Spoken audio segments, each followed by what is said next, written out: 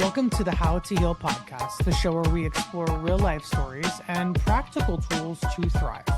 I'm your host, Lindsay TriMark Richter, and through over a 15-year journey of all things healing, I'm here to hook it up. If you're feeling overwhelmed, looking for a deeper connection, or straight up in a psycho-spiritual crisis, I got you covered. Let's unearth your unique elixir to purpose, peace, and progress. Here we go. Welcome, peoples. Here we go, yo. It is time to get into the How to Heal shindig. I came back yesterday from an amazing retreat at Omega Institute in Rhinebeck, New York. For all my ladies there, I did see Paul Rudd one time in Rhinebeck. He is delicious. He actually had his face on some Rice Krispie treats in the candy store, which I then had to buy my daughter some candy from that candy store. So that's what I did. And yeah, we are getting into how to trust yourself. We're in the how-to series. We're going to play with this for a little while. I have a feeling that conversations, interviews, guests will be lurking in the future. So that'll be a lot of fun. I'm going to be extremely particular about who I bring on. So to make sure that you guys just are having fun while listening to this, that's the point. It's not just learn. It's also resonate, laugh, feel, and, dig. We want to dig it. We got to dig it to implement it. So I think when we talk about trust, the next episode after this will be love, how to love yourself. But first, we really need to talk about how to trust yourself. And trusting yourself can be difficult when you are in a position where you continually make decisions that are not supporting you.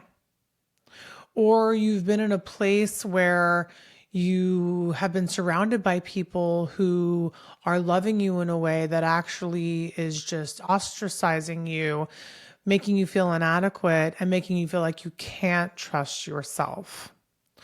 So we need to really step into the ways and find out what we can do to build the inner authority to say, no, this is actually what's best for me.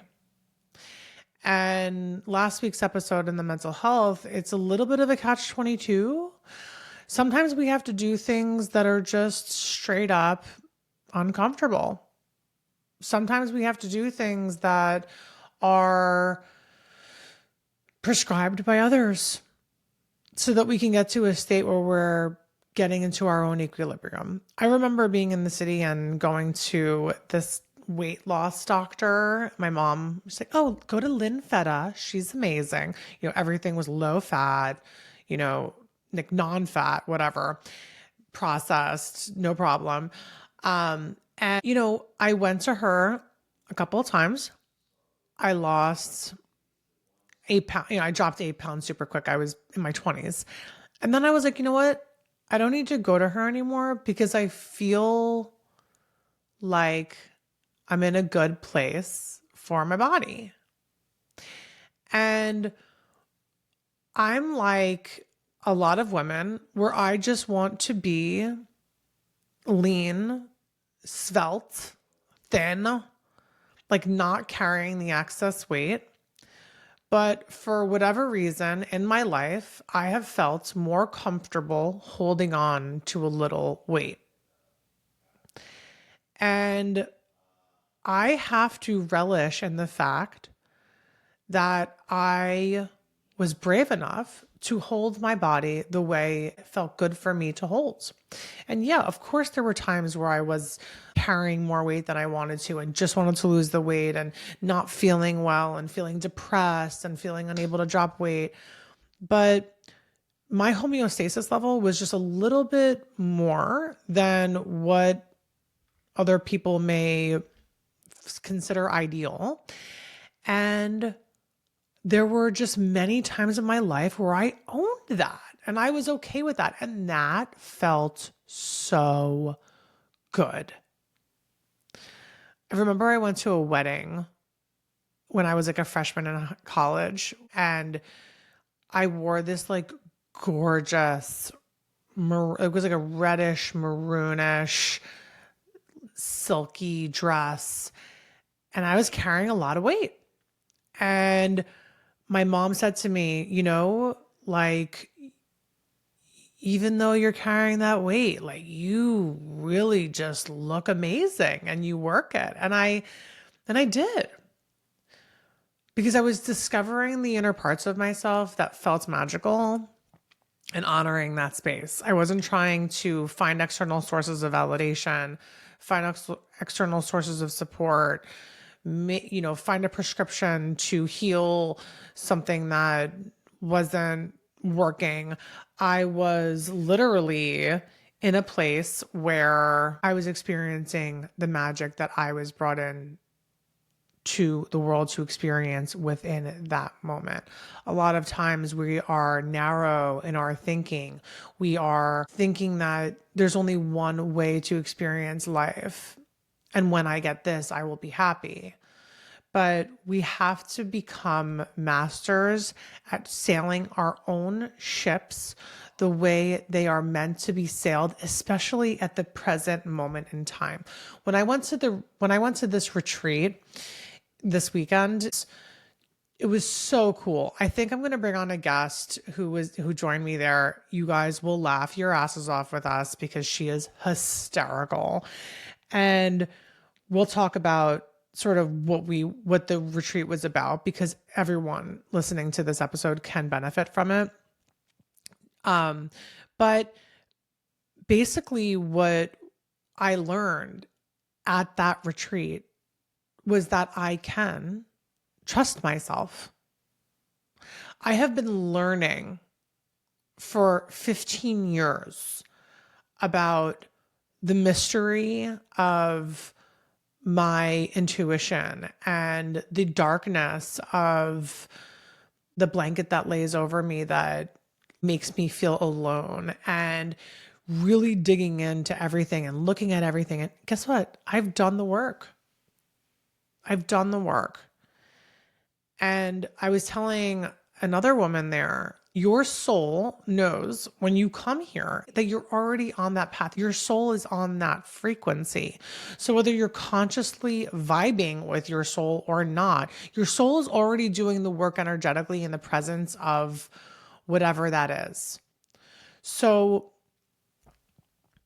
I just feel that we need to tap into the harness of creativity and what it feels like to really create something with our own magic. And what does that look like for you? Is it cooking? Is it crafting? Is it running? Is it decorating? Is it like placement of items in your home, like the specific places of things? Is it being intentional? Like, what does your magic look like? What does your creative agency look like? When we really step into what feels comfortable for ourselves, we know that we are in a place where we can trust ourselves because it feels good. As women, we are able to embody our innate wisdom, our body's innate wisdom. And that is really where this sense of creative authority comes from. We must allow ourselves to be beautiful from the inside out. We must take the flashlight, look inside, and say, oh, it's not that bad. I just think it's bad because I was told that it's bad and I made other people uncomfortable, or other people were around me that didn't address their issues and were pushing them on mine. But when I really take a look at what's going on, it's me. I have complete agency over my decisions. For me, I was always scared that, being dark, or like I was always scared that there was some sort of negative entity that was attacked. Like my daughter, my daughter asked me, like, Mommy, what are you most scared of? And I'm like, Nothing. But then in the back of my mind, I'm like, I cannot tell you what I'm most scared of, because I'm most scared of like psychic demon entities attaching themselves to me and me not knowing that they're there. But the fact is I'm able to take the flashlight and look and say, this feels good. This doesn't. I have agency to decide what I want to do next. I have resources to help me figure out how I can make myself feel good based on how I see other people living in ways that I respect and admire. And I'm allowed to be comfortable in my body. And that's where the integrity piece comes in. I've been thinking about this because I've been teaching a lot about integrity. And it's like, oh, right and wrong. And it's not really right or wrong. It's what feels good and what doesn't feel good.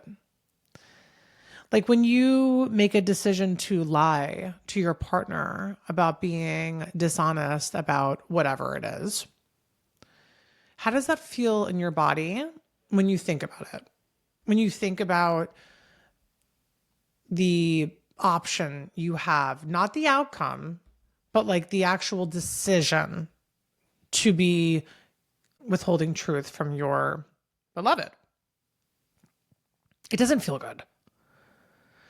So it's not about the outcome, like, oh, this is right and this is wrong. It's about the feeling during the process.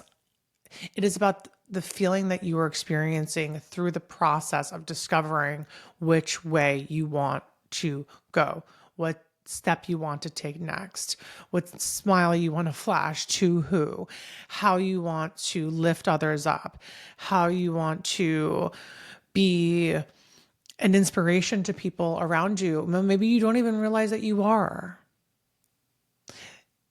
When you are living in a place of integrity, authenticity, and feeling good about what you are bringing, that's when you can trust yourself so easily. It comes so naturally.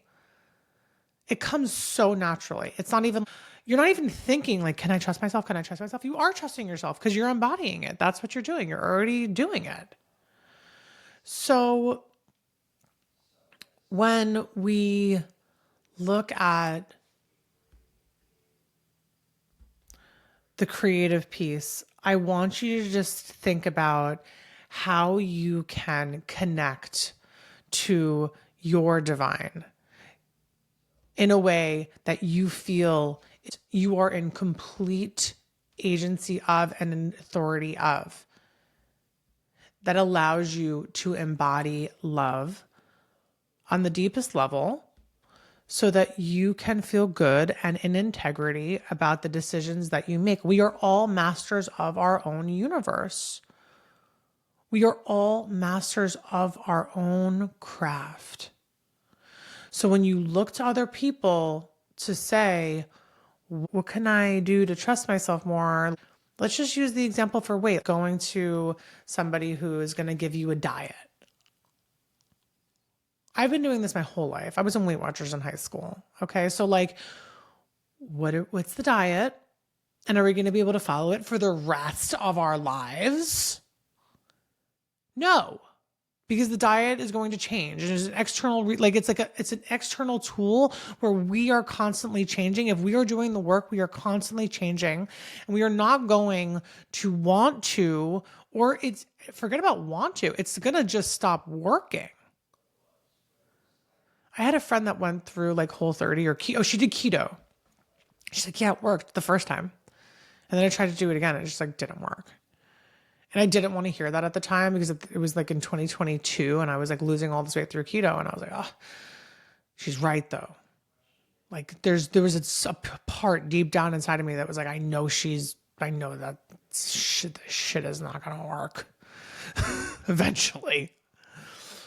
And I met another woman on the retreat who's a holistic wellness professional. She lost 70 pounds and has kept it off. And she exactly embodies the type of weight loss that I really that I have embodied in the past, that makes me feel empowered, that makes me feel juicy, that makes me feel like I'm not restricting myself, that makes me feel like I'm eating the foods I want to eat and nourishing my body in the most loving way, and vibing on this portion of creativity that lies within me that feels like it's safe to be here. I can trust myself. I can spread my wings a little bit. I'm eating the foods that I want to eat because they feel so good to me, and I'm metabolizing them in the way that is most nourishing to my body. So when we really trust that there is a higher purpose of our soul, and knowing what that frequency is for the purpose of our soul on this mission, we can really take in sort of a masculine approach to harnessing that agency, that creativity, that trust within ourselves. We do not have to be submissive to others or to dogma about how we can trust ourselves. Sometimes things have to fall apart for them to be put back together.